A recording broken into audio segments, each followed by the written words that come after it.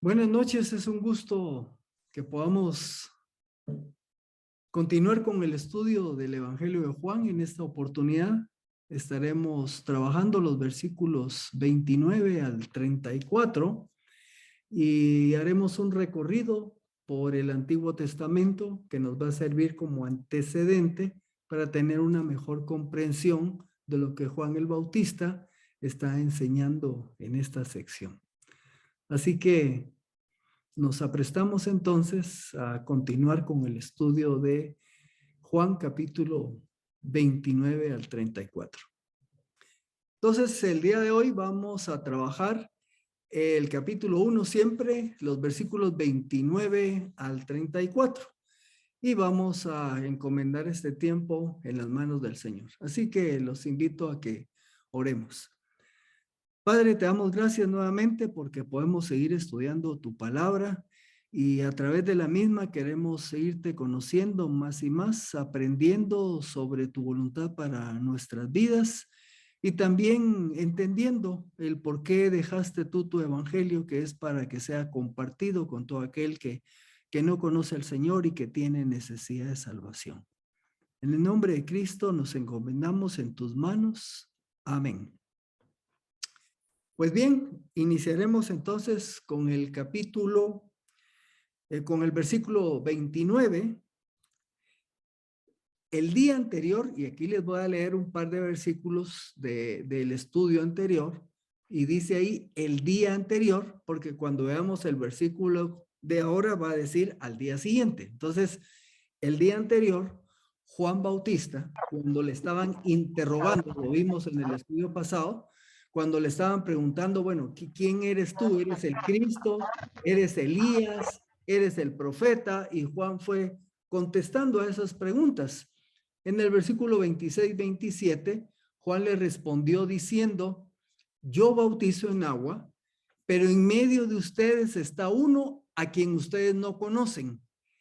Él es el que viene después de mí, de quien yo no soy digno de desatar la correa del calzado. En pocas palabras, con eso le dijo, hay uno que es mucho más grande que yo. Cuando él dice esa expresión, no soy digno de desatar la correa de su calzado, es que el que hacía eso era un esclavo, los esclavos de más baja categoría.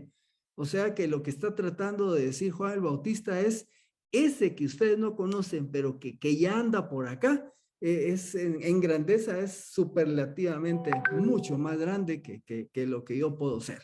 Bueno, entonces empieza el relato en el versículo 29, cuando dice, al día siguiente, Juan vio a Jesús que venía hacia él y dijo, he aquí el Cordero de Dios que quita el pecado del mundo. Hasta ese momento, Juan el Bautista no había identificado quién era ese, entre comillas, al que ustedes no conocen, que fue el primer versículo que leí, ¿verdad?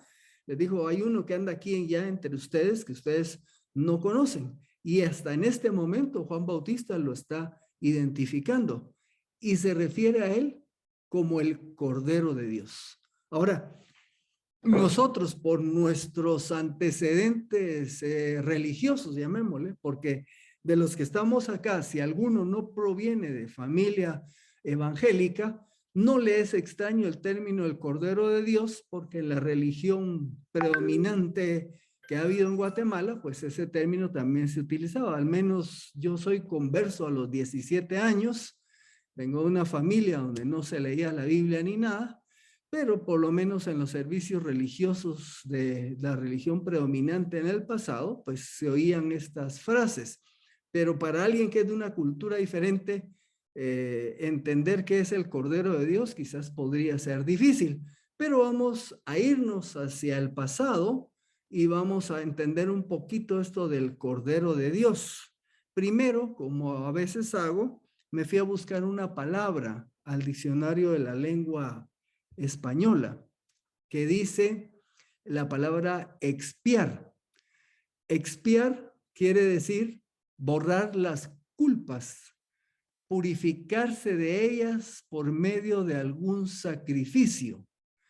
Así que entendiendo esta palabra vamos a ver los pasajes que vamos a revisar y entender qué era lo que sucedía y la relación con este verbo, el verbo expiar.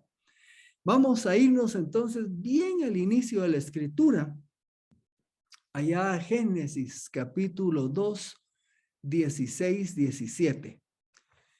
Y el Señor Dios mandó al hombre diciendo, puedes comer de todos los árboles del jardín, pero del árbol del conocimiento del bien y del mal no comerás, porque el día que comas de él, ciertamente morirás. Y lo puse ahí en negrillas. Bueno, cuando Adán y Eva pecaron, usualmente decimos que murieron espiritualmente. Si ustedes se fijan, nosotros hemos acostumbrado a que cuando se interpreta el pasaje que del día que comieran de ese árbol morirían, y claro, cuando vemos el relato, pues vemos que Adán y Eva siguen vivos, físicamente hablando.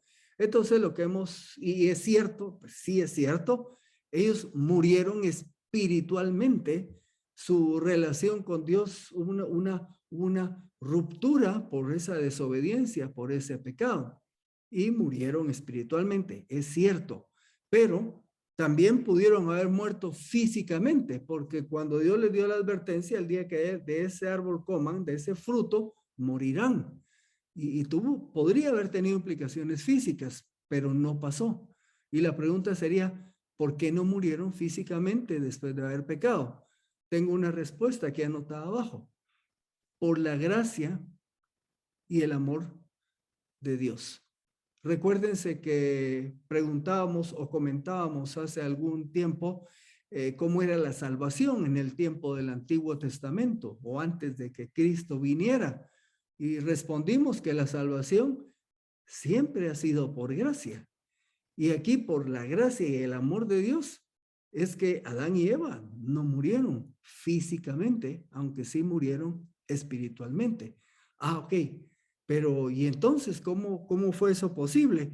Y lo que les voy a compartir ahorita, podríamos platicarlo más ampliamente en cuanto a la interpretación de esto, pero ustedes pueden observar que en el capítulo 3 de Génesis, versículo 21, después de que ya Dios le había dado las consecuencias de su pecado a Adán y a Eva, a cada uno les dio cuáles iban a ser las consecuencias, entonces dice el versículo, luego el Señor Dios hizo vestidos de piel para Adán y para su mujer y los vistió.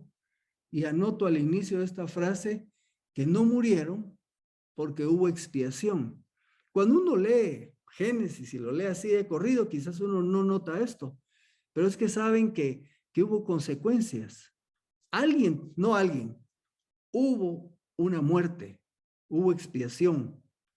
Y aquí está indicado en esto. ¿De dónde creen que vinieron estos vestidos de piel? Pues obviamente fue porque uno o más animales tuvieron que morir. Y de alguna manera ahí se manifestó la gracia de Dios, porque en vez de que muriera Adán y Eva, voy a decir la palabra alguien, ¿verdad? Pero fue un animal, ¿verdad? Pagó, dio su vida a cambio de que Adán y Eva no murieran. Y entonces vemos que se empieza a prefigurar lo que iba a ser todo ese sistema expiatorio que iba a madurar más adelante. Ya lo vamos a ver en unos versículos, ya cuando estamos con Moisés y el pueblo de Israel y cómo se dio el sistema de sacrificios expiatorios. Pero aquí estamos viendo allá en el pasado que de todos modos hubo que pagar el precio de la desobediencia y hubo muerte y derramamiento de sangre. De ahí se obtuvieron estos vestidos de piel. Agrego, siguiendo ahí en Génesis, que ese sacrificio debe ser con lo mejor. En Génesis 4:4 se nos describe que Abel trajo una ofrenda. Se nos dice que Abel era creador de ovejas y Caín cultivaba la tierra. Y Abel dice que trajo una ofrenda de los primogénitos de sus ovejas y note cómo dice, lo mejor de ellas. La escritura no es muy clara, uno quisiera que nos explicara cada detalle, pero así lo reveló Dios, ¿verdad? ¿Por qué le fue acepta la ofrenda de Abel y no la de Caín? Nada más podemos deducir que la actitud de Abel fue diferente, él trajo lo mejor. Podríamos inferir que no necesariamente fue eso lo que hizo Caín, ¿verdad? Pero estamos viendo una vez más aquí el hecho de que hay una vida que está dándose a cambio de otra. Vamos a viajar muchos años y nos vamos a ir entonces al tiempo ya de Abraham. Y acá, si ustedes se recuerdan, después de todo lo que costó para que al fin se cumpliera la promesa que Dios le hizo a Abraham cuando le dijo que tendría un hijo, cuando ya no estaban en edad de tener hijos, ni Sara ni Abraham eran avanzados. De Sara por lo menos tendría 90 años y Abraham 100, ¿verdad? Entonces era un milagro que Sara pudiera quedar embarazada y quedó embarazada. Nace Isaac y Dios le dice que de él haría una gran nación y en él serían benditas todas las naciones de la tierra. Bueno, y esto es Abraham contento y viene un día Dios y le dice, mira Abraham, te quiero pedir algo. Quiero que me sacrifiques a tu hijo, tu único hijo, que era Isaac, ¿verdad? Y entonces, claro, todos entendemos que era una prueba a la fe de Abraham. Y viene Abraham, toma a Isaac y le dice, vamos a ir a un lugar aislado, separado. Y va con Isaac porque le dice que van a hacer un sacrificio a Dios. Y entonces aquí hago el relato. Dice más adelante, cuando Dios le pidió a Abraham que sacrificara a Isaac, Isaac preguntó porque iban a un lugar y a Isaac dice lo siguiente, he aquí el fuego y la leña, pero ¿dónde está el cordero para el holocausto? Y Abraham, ustedes han leído que él tenía la esperanza y dice, bueno, si tengo que sacrificar a mi hijo, Dios es poderoso para resucitarlo. Esa era su esperanza, ¿verdad? Pero la respuesta de Abraham en el versículo 22:8 fue, Dios mismo proveerá el cordero para el holocausto, hijo mío. Y estamos viendo allá en aquel pasado tardío para nosotros que lo que está diciendo Juan ahora aquí en el Evangelio, he aquí el Cordero de Dios, porque quien está dando ese Cordero es Dios, como así lo dio allá para sustituir, para que no fuera Isaac el que muriera, sino fue un animalito, un Cordero que fue provisto por Dios. Vamos a seguir un poco más en el tiempo y llegamos al momento de la última plaga con la que Dios está haciendo juicio sobre el pueblo de Egipto y sobre su faraón. La última plaga, previo a la liberación del pueblo de Israel de Egipto, consistió en la muerte de todos los primogénitos de personas y de ganado. También, en este caso, hubo un pago. Se hizo expiación que salvó de la muerte a los primogénitos de Israel. Éxodo capítulo 12. Hablen a toda la congregación de Israel diciendo que el 10 de este mes cada uno tome para sí un cordero en cada casa paterna, un cordero por familia. El cordero será, anoto en negrías, sin defecto, así como Isabel, lo mejor, ¿verdad? Macho de 1 año, tomarán un cordero o un cabrito. Y continúan las instrucciones. Lo habrán de guardar hasta el día 14 de este mes, cuando lo degollará toda la congregación del pueblo de Israel al atardecer. Tomarán parte de la sangre y la pondrán en los 2 postes y en el dintel de las puertas de las casas en donde lo han de comer. Ahí les puse una foto más o menos que ilustra cómo aplicaban con un hisopo, una ramita, la sangre sobre el dintel y los 2 postes. La misma noche yo pasaré por la tierra de Egipto y heriré de muerte a todo primogénito en la tierra de Egipto, tanto de los hombres como del ganado.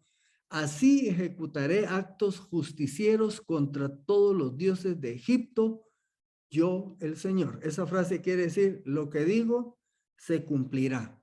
Ahora uno se pregunta, ¿y por qué tenían que poner la sangre ahí en los dintel, en el dintel y en los postes? La sangre les servirá de señal en las casas donde estén. Yo veré la sangre y en cuanto a ustedes pasaré de largo, y cuando castigue la tierra de Egipto, no habrá en ustedes ninguna plaga para destruirlos.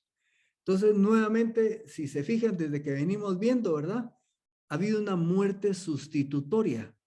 O sea, pagó el precio, no el deudor, sino uno que, llamémosle, era inocente, ¿verdad? Porque ese cabrito, ese cordero, ¿qué culpa tenía? Pero dio su vida, y gracias a su vida, en el caso de esta liberación, los primogénitos de Israel no fallecieron. Y estamos viendo esta figura del cordero, el cabrito, ¿verdad? Que se utiliza para expiar. Dios dio instrucciones para que una vez al año se hiciera expiación por los pecados del pueblo. Y aquí avanzamos más adelante en el tiempo. Levítico 16:34. Esto tendrán por estatuto perpetuo, para hacer expiación por los hijos de Israel por todos sus pecados una vez al año. En el templo o en el tabernáculo en esos días, pues había una serie de sacrificios que se hacían cada día y durante todo el año, pero había un día especial que era el día de la expiación. Ese era un día reservado, muy especial, en el cual había un ritual que se desarrollaba, y es este que estoy citando aquí en el versículo 34, donde dice que se iba a hacer expiación por los hijos de Israel por todos sus pecados una vez al año. Y vamos a ver en qué consistía. Levítico 16:5. Tomará de la congregación de los hijos de Israel 2 machos cabríos para el sacrificio por el pecado y un carnero para el holocausto. Vamos a ver qué hacían con estos animalitos. Versículo 6. Uno de esos animalitos lo tomaba a Aarón y decía, luego Aarón presentará como sacrificio por el pecado el novillo que le corresponde a él. ¿Se recordarán? Me voy a regresar. 2 machos cabríos y un carnero. Bueno, pues uno de estos, creo que es el carnero, lo tomaba a Aarón, ¿verdad? Y lo iba a sacrificar para hacer expiación por él mismo y su familia. O sea, él como sumo sacerdote no estaba exento de que él no tuviera pecado, que sus pecados que tuvieran que ser cubiertos, pagados o hacer expiación. Entonces él primero hacía expiación por él y su familia. Una vez hecho esto, entonces avanzamos al versículo 15. Tomaba entonces a uno de los cabritos y dice, después degollará como sacrificio por el pecado el macho cabrío que corresponde al pueblo y llevará su sangre detrás del velo. Si usted quiere ver en detalle esto, anote que es el capítulo 16 de Levítico, porque aquí solo estoy tomando unos extractos. Entonces sacrificaban a este macho cabrío y con la sangre hacían todo un ritual que incluía entrar al lugar santísimo, ¿verdad? Y ahí se nos describe qué era lo que hacía. El versículo 16, así hará expiación por el santuario a causa de las impurezas de los hijos de Israel y de sus rebeliones por todos sus pecados. Ahora, tenemos que entender esto.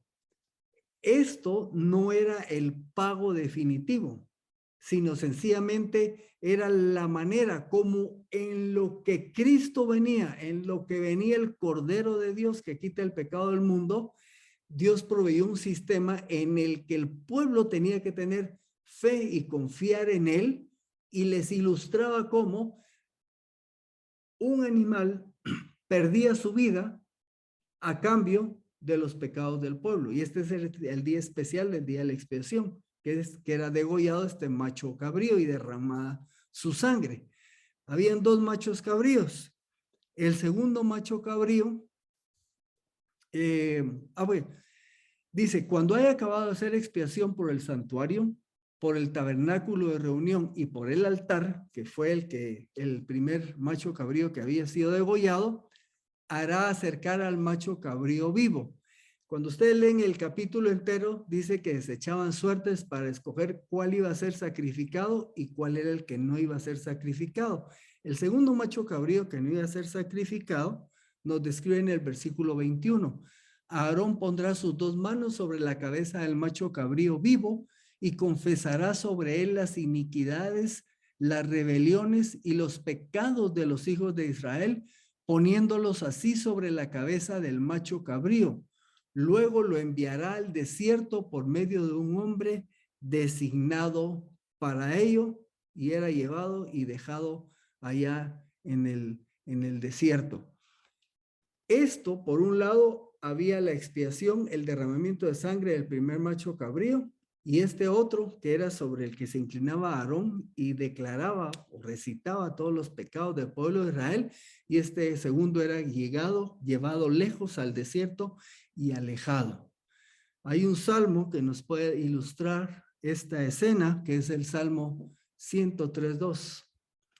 Tan lejos como está el oriente del occidente, así hizo alejar de nosotros nuestras rebeliones.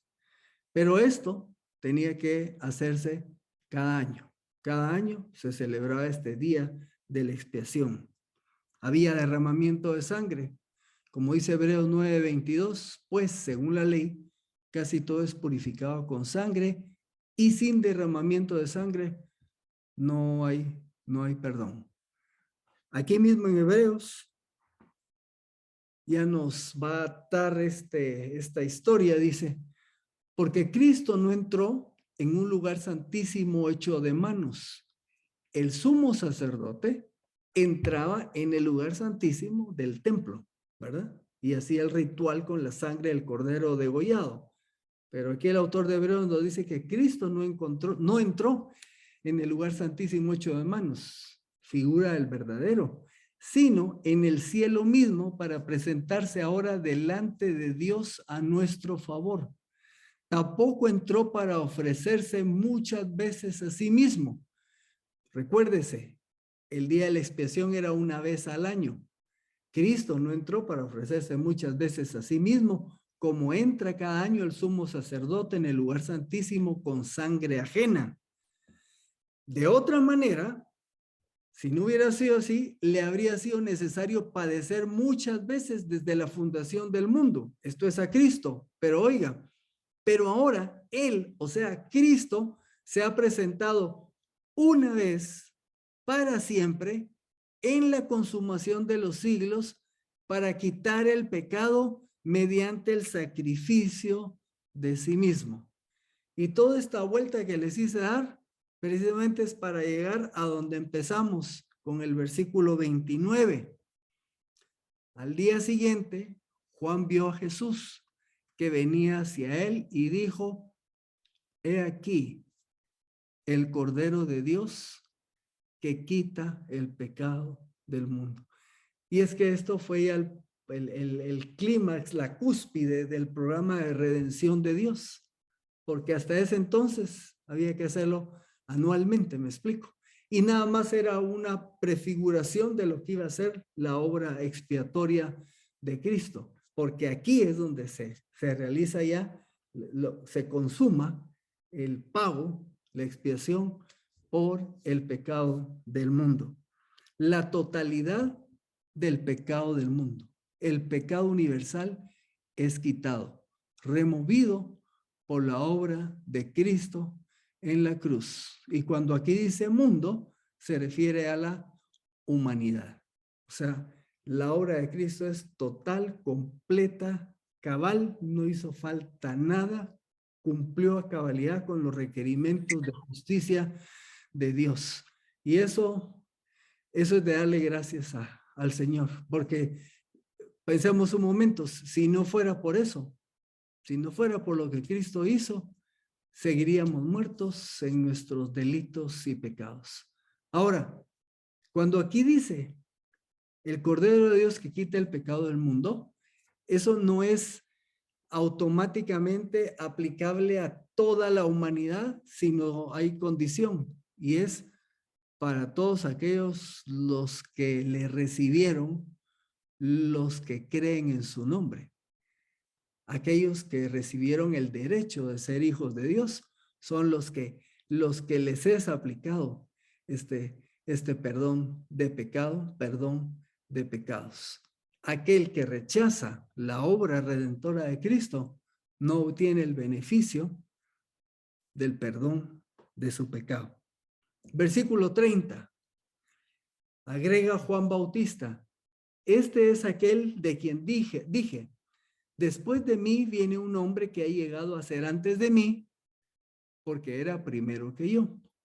Si usted se recuerda, en los versículos 26 y 27 que leía al inicio, pues dice algo similar. Y aquí lo que está haciendo Juan es reafirmando lo que había dicho el día anterior.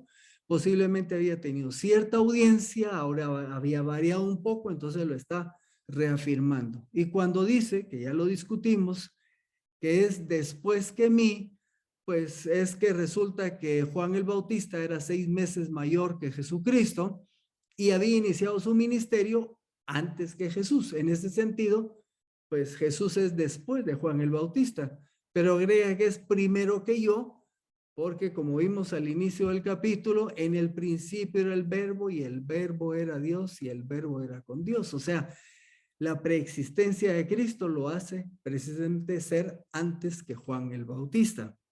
El versículo 31 dice: yo no lo conocía, pero para que él fuera manifestado a Israel, por eso vine yo bautizando en agua.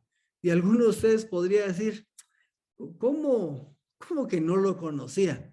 ¿No se recuerda ya en Lucas 1, pues, que se nos dice que María, la madre de Jesús, era pariente de Elizabeth, la madre de Juan el Bautista?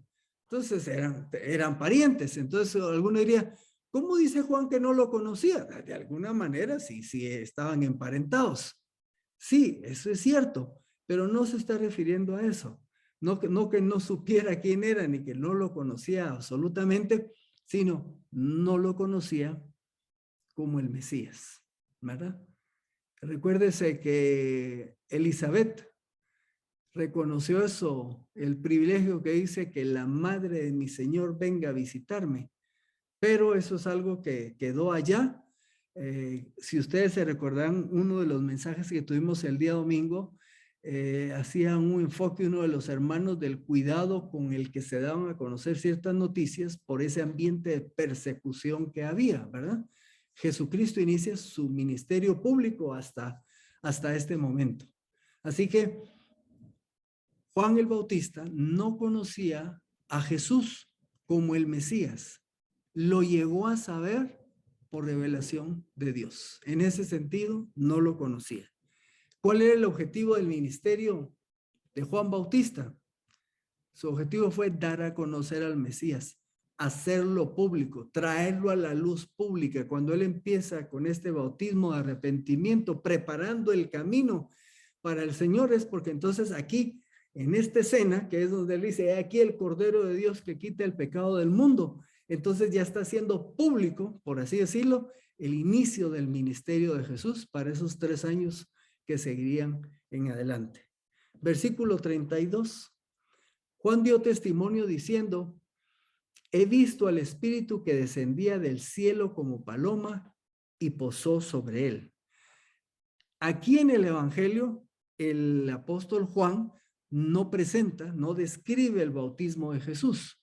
Este bautismo ya había ocurrido antes de esta escena que estamos viendo en estos versículos. O sea, ya había ido Jesús con Juan el Bautista y había sido bautizado, está descrito en los evangelios sinópticos, así que cuando estamos viendo esta escena, el bautismo ya había sucedido. El descenso del Espíritu Santo en la figura de una paloma sobre Jesús fue la evidencia de que Él era el Cristo. Y por eso Juan nos está dando este testimonio, Juan el Bautista. Versículo 33. Yo no lo conocía, pero el que me envió a bautizar en agua me dijo, aquel sobre quien veas descender el Espíritu y posar sobre él, este es el que bautiza en el Espíritu Santo. Y a Juan nos había dicho que él bautizaba en agua, pero que venía otro que era más grande que iba a bautizar en el Espíritu. Una vez más, Juan el Bautista expresa que recibió de parte de Dios la revelación acerca de Jesús. Y cómo se indicó el descenso del Espíritu Santo, ahí se me fue una minúscula en vez de mayúscula sobre él, lo habilitó para bautizar en el Espíritu, habilitó a Jesucristo. Esto acerca de Jesucristo estaba predicho allá en Isaías 11:1 y hay otros pasajes. Dice, un retoño brotará del tronco de Isaí y un vástago de sus raíces dará fruto. Sobre él reposará el Espíritu del Señor. Así que en el bautismo de Jesucristo se estaba cumpliendo lo que Isaías había predicho hacía cientos de años. Termina nuestra sección de hoy con el versículo 34. Juan el Bautista expresa, yo lo he visto y he dado testimonio de que este es el Hijo de Dios. Nos empieza diciendo, he aquí el Cordero de Dios que quita el pecado del mundo. Y ahora finaliza la sección diciendo, estoy dando testimonio de que quien el Cordero de Dios, es el Hijo de Dios. Y en el Evangelio vamos a poder ver, así como Juan el apóstol dio testimonio de que Jesús es el Hijo de Dios al inicio del capítulo, en el versículo 14, donde dice el unigénito de Dios, ahora hay un segundo testigo que lo afirma nuevamente, Juan el Bautista. Conforme avance el Evangelio, iremos viendo a otros testigos que van a afirmar lo mismo, que Jesucristo es el Hijo de Dios. Y esto es lo que Juan quiere a través de su Evangelio, ¿verdad? Y como él lo escribe y las señales que presenta son para que creamos que Jesucristo es el Hijo de Dios. Así que por esta noche llegaremos hasta acá. Vamos a pasar al tiempo de interacción, deseándole las buenas noches y un sueño reparador. Cerramos esta sección con la aseveración de Juan el Bautista de que Jesús es el Hijo de Dios. Y decíamos que este es el segundo que da testimonio y encontraremos otros más a través del Evangelio que nos repetirán y aseverarán la verdad de que Jesús es el Hijo de Dios, que es lo que Juan el apóstol escribe y busca enfatizar en este Evangelio. Así que nos vemos para el próximo estudio.